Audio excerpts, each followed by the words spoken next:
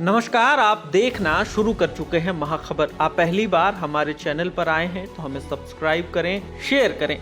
आम आदमी पार्टी के सुप्रीमो और दिल्ली के मुख्यमंत्री अरविंद केजरीवाल का राजनीति करने का अंदाज हाल के दिनों में अचानक बदल गया है। वो अब आक्रामक होकर सीधे सीधे प्रधानमंत्री नरेंद्र मोदी पर हमले कर रहे हैं। उनके हमले किसी भी विपक्षी नेता के मुकाबले ज्यादा तीखे और निजी हैं। दूसरे विपक्षी नेता आमतौर पर चुनावी रैलियों में मोदी पर भ्रष्टाचार के आरोप लगाते रहे हैं, लेकिन केजरीवाल पहले ऐसे नेता हैं जिन्होंने विधानसभा के मंच का इस्तेमाल करते हुए मोदी को देश का सबसे भ्रष्ट और सबसे कम पढ़ा लिखा प्रधानमंत्री कहा। यही नहीं, उन्होंने एक अनाम भाजपा नेता के हवाले से यह तक कह दिया कि अडानी तो सिर्फ मुखौटा है, उसके नाम पर सारा कारोबार और पैसा मोदी का है। सवाल है कि आखिर केजरीवाल प्रधानमंत्री के खिलाफ अचानक इस तरह आक्रामक क्यों हो गए। दरअसल पिछले दिनों दिल्ली सरकार की शराब नीति में कथित घोटाले को लेकर अपने विश्वस्त सहयोगी मनीष सिसोदिया की गिरफ्तारी के बाद केजरीवाल को एहसास हो गया कि केंद्र सरकार आने वाले दिनों में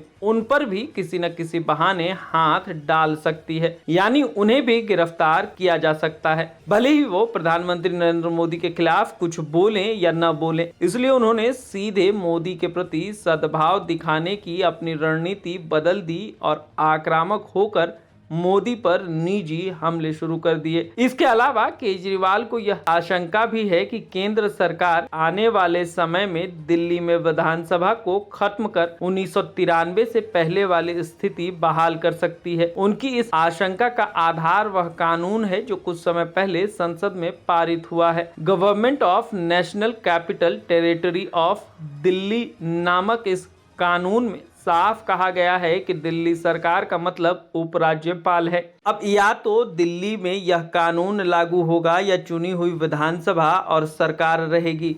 दोनों के साथ साथ रहने का कोई मतलब नहीं है। यह सिर्फ आम आदमी के पैसे की बर्बादी है। अगर चुनी हुई सरकार जनादेश के हिसाब से काम नहीं कर सकती है, अपने चुनावी वादों पर अमल नहीं कर सकती है और मामूली से मामूली बात के लिए उसे राज्यपाल से मंजूरी लेनी है, तो फिर सरकार के रहने का कोई मतलब नहीं है। वैसे भी भाजपा 1998 से अब तक दिल्ली में लगातार हारते हारते तंग आ गई है। इसलिए हैरानी नहीं होगी अगर इसी विवाद में विधानसभा खत्म हो जाए। मोदी के खिलाफ केजरीवाल के एकाएक आक्रमण हो जाने से एक बड़ी वजह यह भी समझ आती है कि तमाम कोशिशों के बावजूद भाजपा और नरेंद्र मोदी के मुकाबले विपक्ष का बड़ा चेहरा बनने की होड़ हो। अडानी मामले को लेकर राहुल गांधी के आक्रामक तेवर और मानहानि मामले में उन्हें मिली सजा के चलते उनकी लोकसभा की सदस्यता खत्म होने की वजह से मीडिया और सोशल मीडिया में उनके ऊपर ज्यादा फोकस बन गया है।